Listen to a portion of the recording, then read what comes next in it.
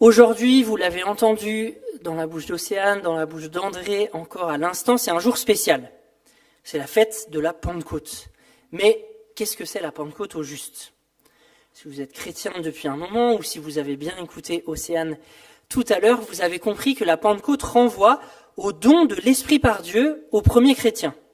La Pentecôte renvoie donc, comme Noël, comme Pâques ou comme l'Ascension, à un événement historique, à quelque chose qui s'est déroulé dans le cours de l'histoire de l'humanité, ou plus précisément dans le cours de l'histoire de l'Église.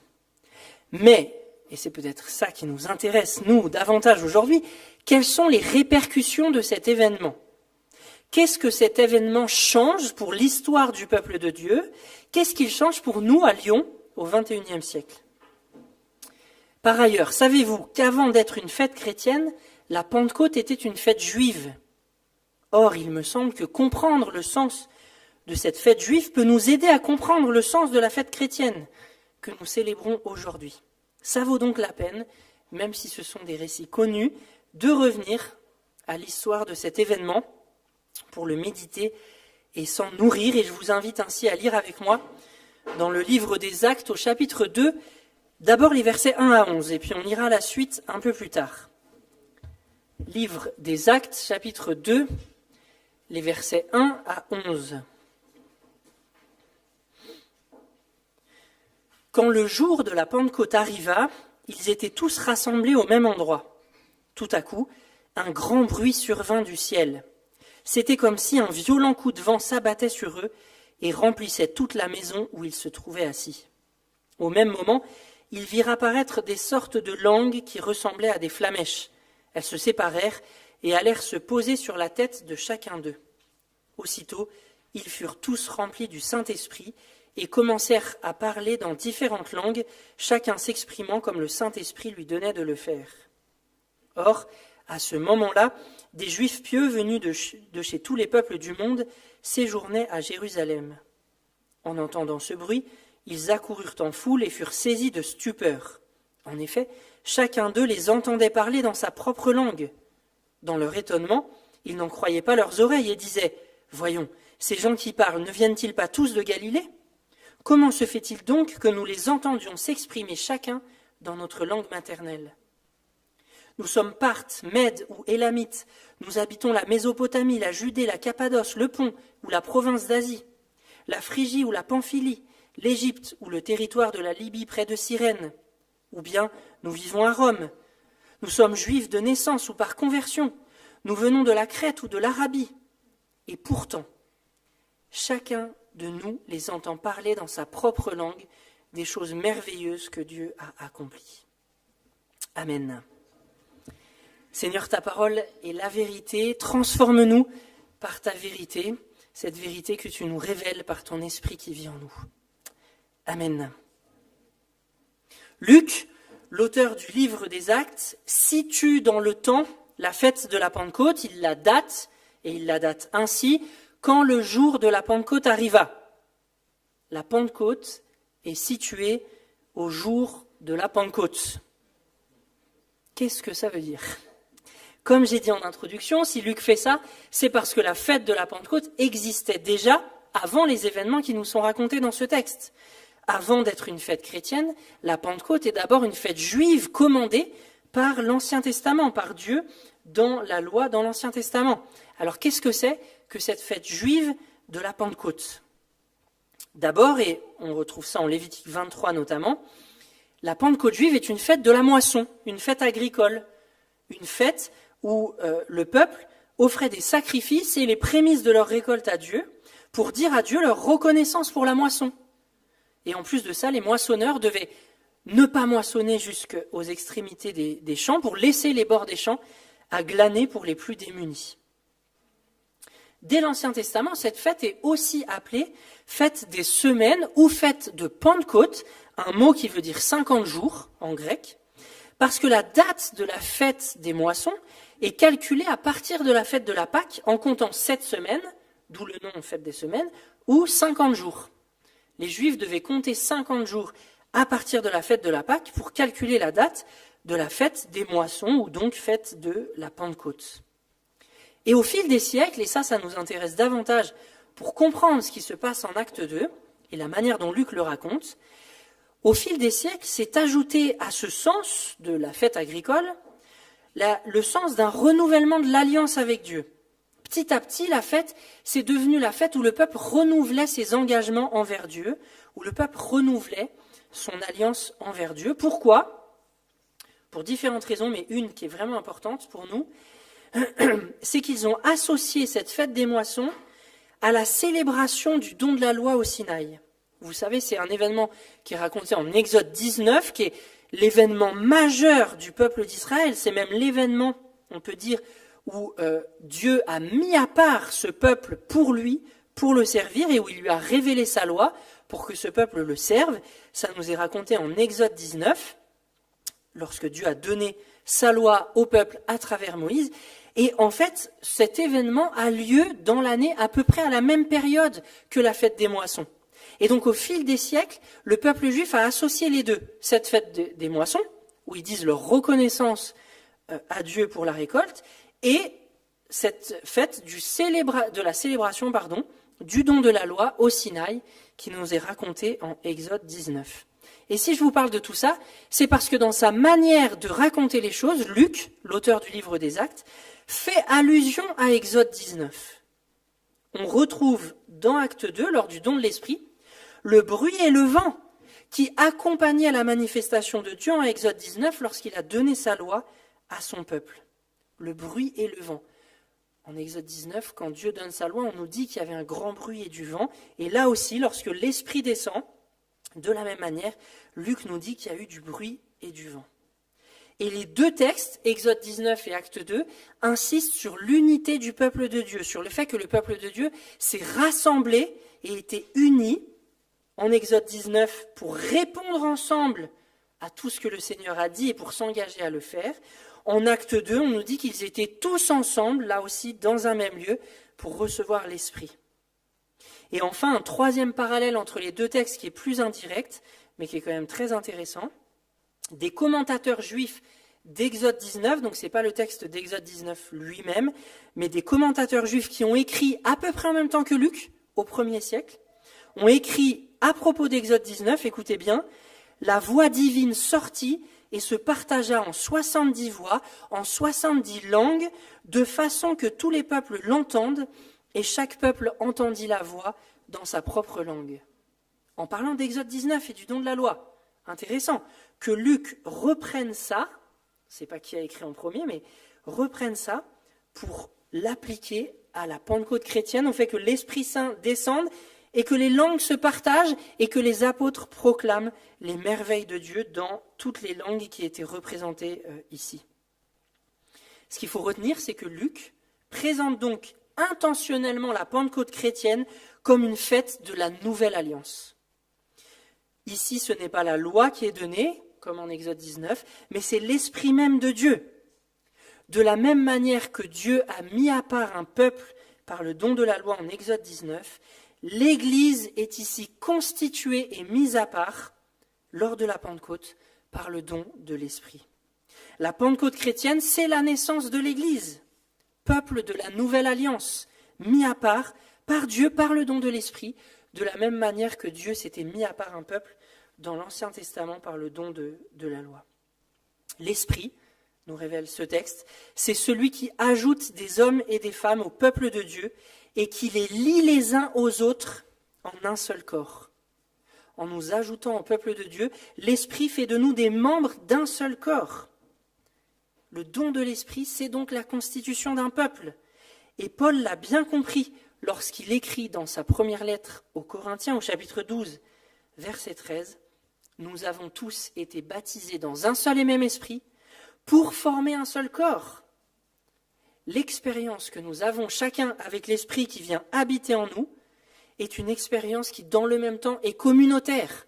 En nous unissant à Dieu, l'Esprit nous unit les uns aux autres, fait de nous des frères et sœurs et fait de nous le peuple de Dieu mis à part dans le monde pour proclamer ses merveilles, pour l'adorer et pour le servir. Mais le récit de la Pentecôte ne s'arrête pas là. Ne s'arrête pas au verset 11, là où je me suis arrêté tout à l'heure. Ce récit ne s'arrête pas à la seule descente de l'Esprit sur les premiers chrétiens, avec les signes qui l'accompagnent, ni au fait que les apôtres disent les merveilles accomplies par Dieu dans des langues que visiblement ils n'avaient pas apprises. Le texte ne s'arrête pas là, parce que ce qu'il se passe crée de la confusion et de la perplexité. Ceux qui sont là, qui assistent aux événements, ne comprennent pas. L'événement lui-même ne suffit pas à révéler son sens. Les gens sont confus, les gens sont perplexes. Et ce que nous allons poursuivre la lecture pour voir qu'est-ce qui suscite cette confusion et surtout comment Pierre lève cette confusion pour expliquer le sens de l'événement. Je reprends donc en acte 2, au verset 12 jusqu'au verset 36. Ceux qui étaient là n'en revenaient pas. Plongés dans la plus grande perplexité, ils se demandaient entre eux « Qu'est-ce que cela peut bien vouloir dire ?» Mais d'autres tournaient la chose en ridicule. « C'est le vin doux, disait-il, ils ont trop bu. » Alors Pierre se leva entouré des 11 et d'une voix forte, il dit à la foule « Écoutez-moi bien, vous qui habitez la Judée, et vous tous qui séjournez à Jérusalem, comprenez ce qui se passe. Certains d'entre vous insinuent que ces hommes seraient ivres. Pas du tout, il est à peine 9 heures du matin. Mais maintenant se réalise ce qu'avait annoncé le prophète Joël. Voici ce qui arrivera, dit Dieu, dans les jours de la fin des temps. Je répandrai de mon esprit sur tout le monde. Vos fils, vos filles prophétiseront. Vos jeunes gens par des visions, vos vieillards par des songes recevront des révélations. Oui, sur mes serviteurs comme sur mes servantes, je répandrai de mon esprit. En ces jours-là, ils prophétiseront. Je ferai des miracles et là-haut, dans le ciel et ici-bas sur terre, des signes prodigieux, du sang, du feu et des colonnes de fumée. Et le soleil s'obscurcira, la lune deviendra de sang avant la venue du jour du Seigneur, ce jour grand et glorieux. Alors seront sauvés tous ceux qui invoqueront le Seigneur. Écoutez bien, Israélites, ce que j'ai à vous dire. Vous le savez tous. Jésus de Nazareth, cet homme dont Dieu vous a montré qu'il l'approuvait, en accomplissant par son moyen, au milieu de vous, des miracles, des signes et des actes extraordinaires, a été livré entre vos mains, conformément à la décision que Dieu avait prise et au projet qu'il avait établi d'avance. Et vous, vous l'avez tué en le faisant crucifier par des hommes qui ne connaissent pas Dieu. Mais Dieu a brisé les liens de la mort, il l'a ressuscité, car il était impossible que la mort le retienne captif. En effet, David dit de lui « Je garde constamment les yeux fixés sur le Seigneur, car il est à ma droite pour que je ne vacille pas. Voilà pourquoi mon cœur est dans la joie et mes paroles débordent d'allégresse. Même mon corps reposera dans l'espérance. Tu ne m'abandonneras pas dans le séjour des morts. Tu ne laisseras pas un homme qui t'est dévoué se décomposer dans la tombe, car tu m'as fait connaître le chemin de la vie et tu me combleras de joie en ta présence. Mes frères, permettez-moi de vous parler franchement. Le patriarche David est bel et bien mort et enterré. Son tombeau existe encore près d'ici aujourd'hui. Mais il était prophète, et il savait que Dieu lui avait promis, sous la foi du serment, de faire asseoir sur son trône un de ses descendants. Ainsi, il a entrevu par avance la résurrection du Messie. Et c'est d'elle qu'il parle, en disant que Dieu ne l'abandonnera pas dans le séjour des morts, et qu'il ne laissera pas son corps se décomposer. Dieu a ressuscité ce Jésus dont je parle. Nous en sommes tous témoins. Ensuite, il a été élevé, comme Dieu l'a promis. Il a reçu du Père l'Esprit Saint, et il l'a répandu sur nous. C'est là ce que vous voyez et entendez.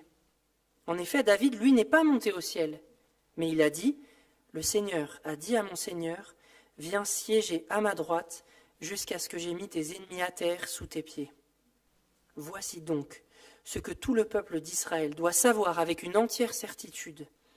Dieu a fait Seigneur et Messie ce Jésus que vous avez crucifié. Amen. Les gens qui assistent à cette expérience fabuleuse de l'Esprit se demandent qu'est-ce que cela peut bien vouloir dire. Voire certains disent c'est le vin doux, ils ont trop bu. Tout ceci appelle la nécessité d'un discours. l'expérience de l'Esprit, le fait même que l'Esprit donne aux apôtres à proclamer les merveilles de Dieu dans toutes les langues, ne suffit pas en soi.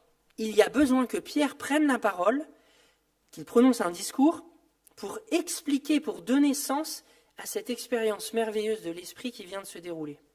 Et je crois que là, il y a un point essentiel à retenir pour nous. L'expérience de l'Esprit, même au jour de la Pentecôte, n'est pas suffisante en soi parce qu'elle peut être interprétée diversement. Certains vont même jusqu'à l'interpréter comme de l'ivresse. Il y a nécessité d'une parole pour expliciter le sens de ce qu'il se passe. Pierre prend donc la parole au nom des apôtres et va révéler le sens de ce qui vient de se dérouler. Et on pourrait structurer son discours en 3 parties qui sont de plus en plus longues. Première partie, très rapide, il répond à l'accusation d'ivresse en disant « Non, ces hommes ne sont pas ivres, il n'est que 9 heures du matin ». L'argument est... J'ai toujours trouvé l'argument pas très convaincant. Je ne sais pas si ça vous est déjà arrivé, mais il y a des gens que ça ne dérange pas d'être ivre à 9 heures du matin. Donc de dire que non, nous ne sommes pas ivres parce qu'il n'est que 9 heures du matin, pourquoi pas, mais ce n'est pas si convaincant. La suite, par contre, est peut-être plus intéressante. Deuxième partie du discours de Pierre, c'est la citation du prophète Joël, chapitre 3 dans l'Ancien Testament, à travers laquelle Pierre dit « Ce qui est en train de se passer, ce que vous avez vu, que vous ne comprenez pas, c'est ce qui avait été promis et annoncé par les prophètes. » Et Joël, je ne sais pas si vous avez noté ça à la lecture, Joël dit, en parlant du fait que l'Esprit Saint va être répandu sur le peuple, il écrit « C'est ce qui arrivera dans les jours de la fin des temps. » La venue de l'Esprit inaugure la période de la fin des temps. On entend parfois des gens qui nous disent « Ça y est, c'est la fin des temps ». C'est vrai, mais ça fait 2000 ans que c'est vrai. La période de la fin des temps, nous dit la Bible, a été inaugurée lors de la Pentecôte, lorsque l'Esprit Saint a été répandu sur le peuple de Dieu. En tout cas, le fait que Pierre cite des textes de l'Écriture, ici le prophète Joël, pour donner sens à la Pentecôte, ça nous met sur la piste d'un deuxième point essentiel à retenir pour nous encore aujourd'hui et pour nos propres expériences dans l'Esprit. L'expérience dans l'Esprit, quelle qu'elle soit, doit se lire, doit se comprendre à la lumière de ce qu'en dit l'Écriture. On ne peut pas, comme on l'entend parfois, opposer l'enseignement biblique à la vie dans l'Esprit. Les deux vont de pair, et dans les deux sens. On ne peut pas remplacer une méditation, une étude, une lecture assidue de la Bible par l'expérience dans l'Esprit, et à l'inverse, l'étude de la Bible doit être illuminée par la présence de l'Esprit. Puisque c'est l'Esprit qui a inspiré la Bible, c'est lui aussi qui doit habiter en nous pour nous illuminer et nous permettre de comprendre la révélation de Dieu. On ne doit pas séparer l'enseignement biblique et la vie dans l'Esprit. C'est vrai pour le jour de la Pentecôte, c'est vrai dans nos vies encore aujourd'hui également. Et enfin, troisième partie du discours de Pierre, la partie la plus longue, plus de la moitié de sa prise de parole, c'est le récit de l'Évangile. Pierre nous re-raconte la vie de Jésus, qui a accompli des miracles, qui a été crucifié selon le plan de Dieu, qui est ressuscité car la mort ne pouvait pas le retenir, lui qui n'a jamais commis de péché, qui a été élevé pour siéger à la droite de Dieu, qui a reçu du Père l'Esprit Saint et qui l'a répandu sur les apôtres qui étaient réunis à Jérusalem ce jour-là. Pourquoi Pierre passe plus de la moitié de son discours à nous parler de Jésus, alors que ce qu'il faut expliquer, c'est la venue de l'Esprit Saint sur son peuple?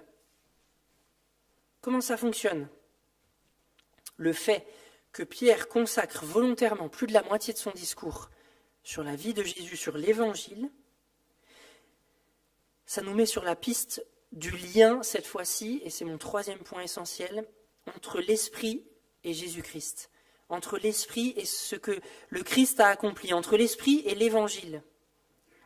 Le discours de Pierre vient expliciter le sens de l'action de l'Esprit, et en retour, l'action de l'Esprit, l'action miraculeuse de l'Esprit, devient un signe qui atteste la véracité de l'Évangile. Les auditeurs de Pierre peuvent l'écouter avec attention et croire en son discours, on le voit dans la suite d'Actes 2, vous pourrez lire chez vous si vous voulez continuer à creuser. Les gens écoutent avec confiance Pierre à cause du miracle qui vient de se produire. Donc le discours de Pierre explicite le sens du miracle accompli par l'Esprit, et dans l'autre sens, le miracle accompli par l'Esprit devient un signe qui authentifie la véracité du discours de Pierre. Oui, ce Jésus qui a accompli des miracles et qui a été crucifié est bien Dieu le Fils. Il est bien ressuscité. La preuve, ce que l'Esprit est en train d'accomplir parmi vous. La descente de l'Esprit sur les apôtres vient authentifier la proclamation de l'Évangile. Cette proclamation que Pierre synthétise à la fin de son discours de cette manière: Dieu a fait Seigneur et Messie ce Jésus que vous avez crucifié. C'est la formule la plus ramassée de l'Évangile. Jésus est Seigneur. Autrement dit, la mission de l'Esprit, c'est de rendre gloire au Fils. La mission de l'Esprit, c'est de braquer les projecteurs sur Jésus. C'est lui le Seigneur à invoquer pour être secouru et sauvé. Vous vous rappelez de la dernière phrase de la citation de Joël 3 dans la bouche de Pierre ? Alors quiconque invoquera le nom du Seigneur sera sauvé. La descente de l'Esprit sur les apôtres vient indiquer que ce Seigneur qui est à invoquer pour être secouru et sauvé, c'est Jésus. C'est ce Jésus qui a été crucifié mais qui est ressuscité. Et c'est vraiment là le troisième élément essentiel à retenir, à mon avis, pour nous encore de ce texte. Quant à l'expérience de l'Esprit, elle ne doit pas être déconnectée du Fils. De la même manière que nous ne pouvions pas opposer l'enseignement biblique à l'expérience dans l'Esprit, nous ne pouvons pas opposer l'expérience dans l'Esprit à la personne du Fils, à la personne de Jésus-Christ. Le Saint-Esprit, c'est l'Esprit de Jésus, qui nous unit à lui, qui fait ainsi de nous les enfants de Dieu, qui nous illumine pour que l'on comprenne les textes bibliques qu'il a inspirés, qui nous ajoute au corps du Christ, qui nous fait goûter l'amour que Dieu nous a témoigné en Jésus-Christ. C'est quand même incroyable de se dire que l'Esprit qui vivait en Christ vit aussi en nous. Celui qui nous transforme intérieurement pour que nous ressemblions à Jésus, c'est le même qui habitait notre Seigneur pendant tout son ministère terrestre. Il est donc pleinement capable de nous faire ressembler au Christ, puisque c'est celui qui habite dans le Christ et qui ainsi nous unit à lui. Et ce qui est tout aussi incroyable, c'est que l'unité que crée l'Esprit, en constituant le corps du Christ avec nous, n'est pas synonyme d'uniformité. Parce qu'on pourrait se dire que si l'Esprit nous conduit tous à ressembler à Jésus, on va finir par tous se ressembler les uns les autres.